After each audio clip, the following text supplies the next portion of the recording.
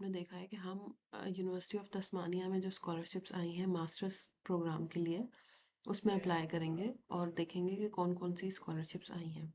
ठीक है, तो आपने सबसे पहले गूगल पे आके लिखना है यूनिवर्सिटी ऑफ तस्मानिया स्कॉलरशिप्स। ठीक है, 2026 ये आपने लिख लेना है। तो यहाँ पे आप देखें कि आपने स्क्रॉल डाउन करके नीचे आना है और यहाँ पे ये यूनिवर्सिटी की वेबसाइट है जहाँ पे मेंशन है स्कॉलरशिप फीस एंड कॉस्ट और यहाँ पे international students sorry international scholarships.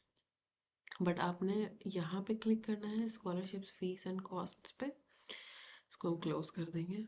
तो यहाँ पे आप देखें कि जब हम स्क्रॉल डाउन करके नीचे आएंगे तो यहाँ पे दो तरह की स्कॉलरशिप्स है। एक डोमेस्टिक स्कॉलरशिप जो ऑस्ट्रेलिया में पहले से ही रहते हैं उनके लिए, मीन्स के जो ऑस्ट्रेलियन सिटीजन हैं, और इंटरनेशनल स्कॉलरशिप्स जो कि ऑस्ट्रेलिया से बाहर है। तो हम इंटरनेशनल स्कॉलरशिप्स पे जाएंगे, यहाँ पे इस पर क्लिक करेंगे और आप देखें यहाँ पे आप जो है अप्लाई नाउ पे क्लिक करके अप्लाई कर सकते हैं। ठीक है, यहाँ पे आपसे रजिस्ट्रेशन और लॉगिन डिटेल्स पूछेगा। अगर आपने इससे पहले इस वेबसाइट पे कभी लॉगिन नहीं किया तो आपको पहले रजिस्टर होना पड़ेगा। रजिस्ट्रेशन पे जब हम क्लिक करेंगे तो यहाँ पे आपका नेम, फैमिली नेम और उसके अलावा जो है फैमिली नेम मीन्स के सरनेम को कहते हैं। ठीक है, और गिवन नेम जिस नाम से आपको बुलाया जाता है। तो आपका नाम, आपकी फैमिली का नाम, ठीक है, मीन्स के आपका सरनेम और आपका ईमेल। फिर आप उसी ईमेल को दोबारा रिपीट करेंगे and then create password, nationality, आप कौन से कंट्री से बिलोंग करते हैं, और उसके बाद लास्ट में आपने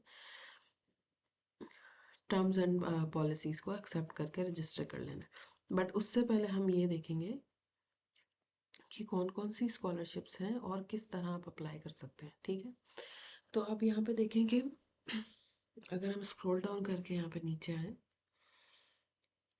तो यहाँ पे देखेंगे दो तीन तरह की स्कॉलरशिप्स हैं। पहली स्कॉलरशिप है तस्मानियन इंटरनेशनल स्कॉलरशिप, दूसरी है अर्ली एक्सेप्टेंस स्कॉलरशिप। अगर हम अर्ली एक्सेप्टेंस स्कॉलरशिप में देखें, इसको इस पर क्लिक करके, ये 2026 के लिए स्कॉलरशिप्स हैं और इनकी यहाँ पे देखें तो सारी एलिजिबिलिटी क्राइटेरिया भी आ गया है यहाँ पे कि आप एलिजिबल हैं या नहीं है। ठीक है, यहाँ पे वो प्रोग्राम्स भी आ गए जिसमें वो मास्टर्स करवा रहे हैं।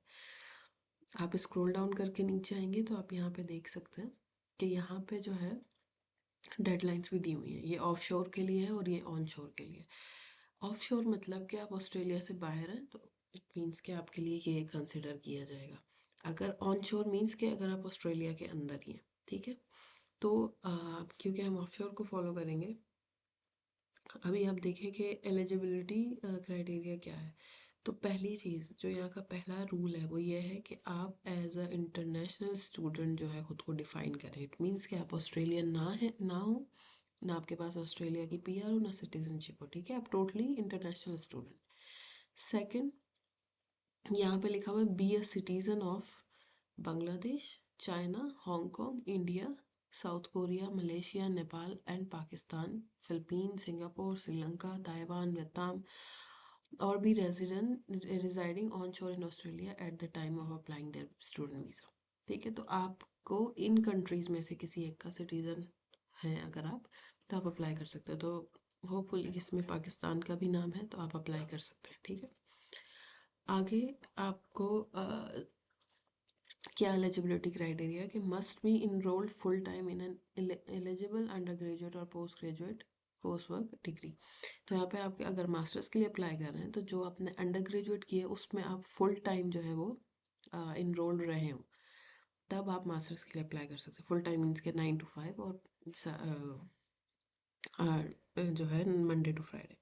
ठीक है, अब यहाँ पे ये दिया हुआ है कि the following courses are excluded. ये वो कोर्सेज हैं जो कि जिसमें ये लोग जिसमें अगर आपकी बैचलर्स है या मास्टर्स वो नहीं करवा रहे, जैसे कि अप्लाइड साइंसेज में मेरीन इंजीनियरिंग, फिजियोथेरेपी, ये वो सब्जेक्ट्स हैं सारे जो एक्सक्लूडेड है। ठीक है, इनके अलावा जितने भी प्रोग्राम्स हैं यूनिवर्सिटी ऑफ तस्मानिया उनमें स्कॉलरशिप ऑफर कर रही है। ठीक है, सेकेंड आप आ जाए यहाँ पे तो यहाँ पे आपको बोला जा रहा है कि not be a student from a transnational education partner affiliated with the university of Tasmania. कि आप जो है किसी भी तरह मतलब पहले आपने कभी यूनिवर्सिटी ऑफ तस्मानिया से नहीं पढ़ा, ठीक है, तो वो उन लोगों को ही स्कॉलरशिप दे रहे हैं। उसके अलावा आप देखें कि नेक्स्ट क्या है, not been receipt of any other university of Tasmania scholarship, कि आपको इससे पहले कोई भी तस्मानिया की तरफ से स्कॉलरशिप या कोई भी एक्सटर्नल स्कॉलरशिप ऑस्ट्रेलिया की तरफ से ना मिली हो, तब आप इसके लिए एलिजिबल है, ठीक है।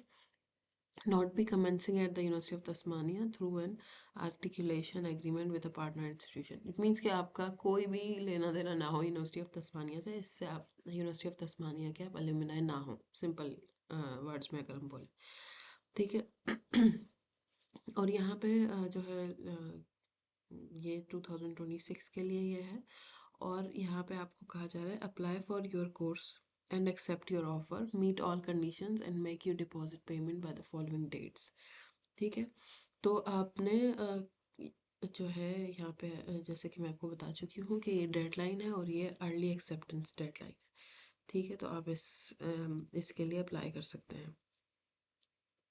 उसके अलावा ये जो है उसकी बात हो रही है कि यूनिवर्सिटी ऑफ तस्मानिया में एडमिशन की, ठीक है, 15% reduction in registered tuition fee, but आप एडमिशन के टाइम पे ही स्कॉलरशिप के लिए अप्लाई कर लेंगे तो आपको कोई भी फ़ीस देने की कोई ज़रूरत नहीं होगी, ठीक है। और आपने वहाँ पे एक ऑप्शन को सिलेक्ट करना है, वो ये जब आप फॉर्म फिल कर रहे होते हो तो वो आपसे एक सवाल करते हैं कि अगर आपकी, क्योंकि देखें एट द सेम टाइम आप एडमिशन के साथ साथ स्कॉलरशिप के लिए अप्लाई कर, तो वो आपसे ये पूछते हैं कि अगर आपको स्कॉलरशिप ना मिली तो क्या आपका एडमिशन हम आगे कंसिडर करें कि नहीं, तो उस पर आपने नो पे क्लिक करना है। क्योंकि जो है अगर आपने स्कॉलरशिप के लिए भी अप्लाई किया है और एडमिशन के लिए भी, तो कभी कभी ऐसा होता है कि आपको एडमिशन तो दे देते हैं लेकिन आपको स्कॉलरशिप नहीं देते, क्योंकि स्कॉलरशिप का जो कंपटीशन है वो ज़्यादा होता है।